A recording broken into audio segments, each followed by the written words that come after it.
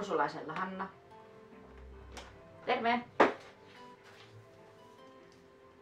Joo, mitä laitetaan? Joo, otatko muuta? Joo, kiitos. Laitetaan nämä. Kiitti. Moi moi.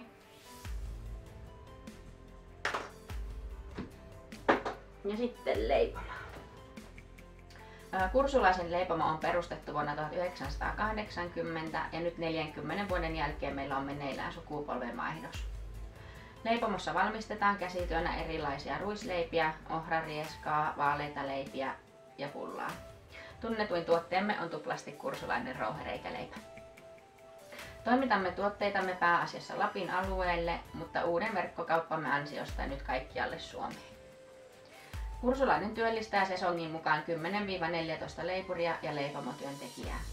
Tämä ammattitaitoinen joukko pitää huolen siitä, että hommat toimii ja laatu pysyy korkeana.